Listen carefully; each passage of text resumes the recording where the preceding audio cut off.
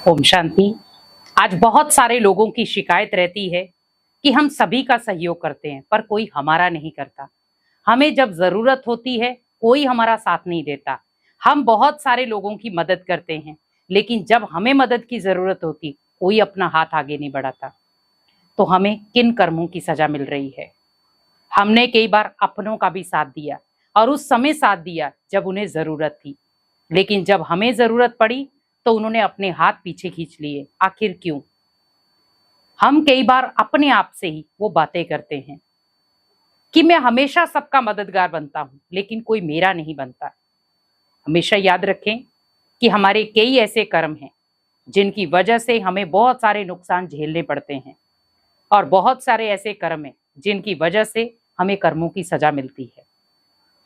आपने देखा होगा कई बार अचानक जिस व्यक्ति को आप जानते भी नहीं हैं वो आपकी मदद के लिए आ जाता है। हम कहते हैं इस व्यक्ति को तो मैं जानता तक नहीं हूं लेकिन ये मेरी मदद के लिए क्यों तैयार हो गया? क्योंकि आपका उसके साथ कार्मिक अकाउंट था, इसीलिए वो तैयार हो गया। तो जिस आत्मा के साथ आपका कोई ना कोई कार्मिक अकाउंट होगा वो आत्मा इजीली आपसे कनेक्टेड हो जाएगी, उस कर्म से कनेक्टेड हो जाएगी। लेकिन उस कर्म के साथ उन आत्माओं का कोई हिसाब किताब ही नहीं है तो वो आत्माएं आपके साथ कैसे कनेक्टेड होंगी?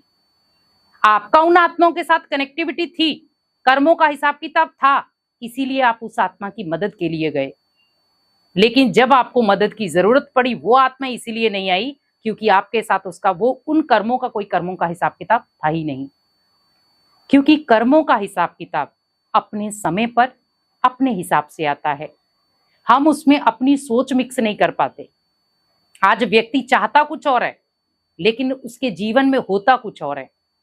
व्यक्ति ने बहुत बड़ी बड़ी इच्छाएं रखी होती है लेकिन वो इच्छाओं को पूरा नहीं कर पाता। और कारण क्या होता है? कई बार हमारी ही नेगेटिव संकल्प जो हमारे कर्मों को बिगाड़ देते हैं। आज आप देखो आपकी सोच कैसी है खुद के प्रति, हम दूसरों को भी ना समझें। तो जब हमारी खुद के प्रति सोच नेगेटिव है तो क्या हम दूसरों को पॉजिटिविटी सिखा सकते हैं? नहीं। क्योंकि जीवन में बहुत सारी ऐसी बातें आएंगी जो आपके जीवन में एक आपको लेसन देकर जाएंगी। या तो आप उससे लेसन सीख लो या आप उससे आगे बढ़ जाओ। व्यक्ति की बहुत सारी जीवन की मजबूरियां हैं जहां पर अनेक आत्माओं के आगे उसे झुकना पड़ता है, सहयोग मांगना पड़ता है।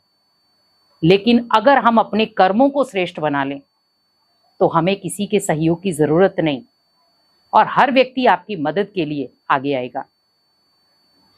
क्योंकि आज हमारे कुछ पूर्व जन्मों के भी कर्मों के हिसाब किताब हैं जिनको हम पेंडिंग छोड़कर आए थे, वो अब जाकर वो पूरे होंगे। और यहाँ के जो कर्मों के हिसाब किताब है जो पेंडिंग चले जाएंगे वो अगले जन्म में पूरे होंगे।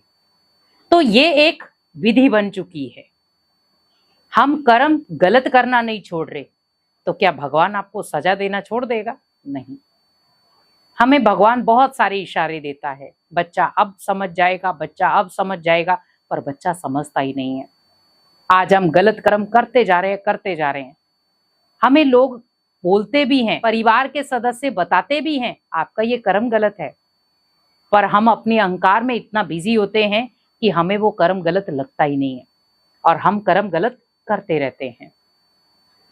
हमेशा याद रखें कि जीवन में बहुत सारी चुनौतियां आपके सामने आएंगी जो कर्मों के हिसाब से ही आएंगी।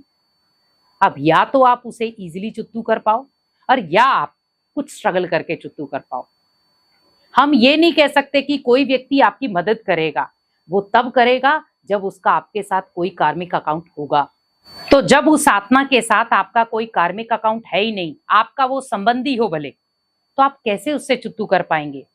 क्योंकि जीवन का और कर्मों का एक नियम है, आप जो बीज बोएंगे वही आपको फल काटने को मिलेगा। तो बीज वही बोएं जो आपको अच्छा मिले।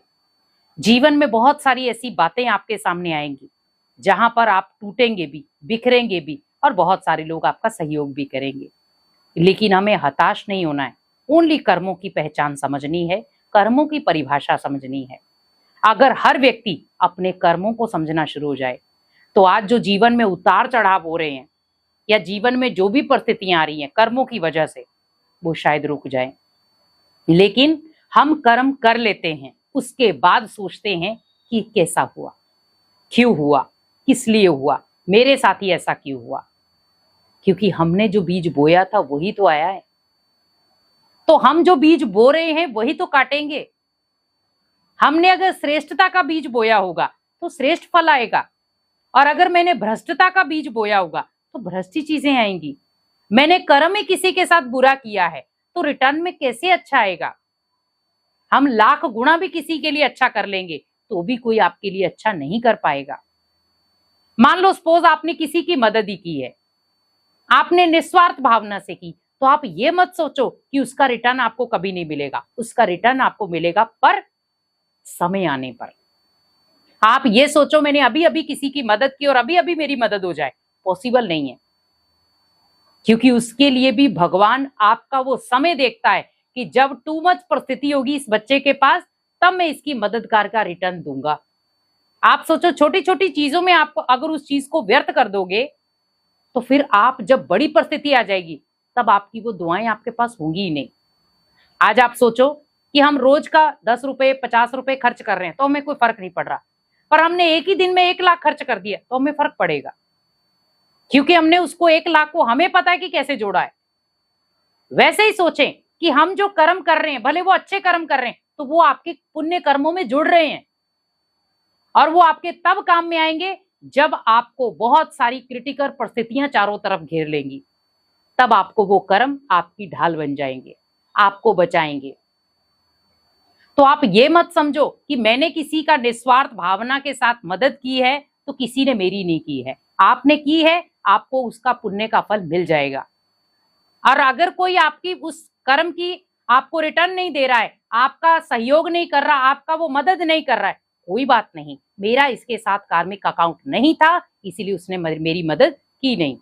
तो अगर इस विचार के साथ, इस सोच के साथ आप कोई भी कार्य करेंगे तो ऑटोमेटिकली उस कार्य में सफलता भी होगी और आपके कर्म भी श्रेष्ठ बन जाएंगे। ओम शांति।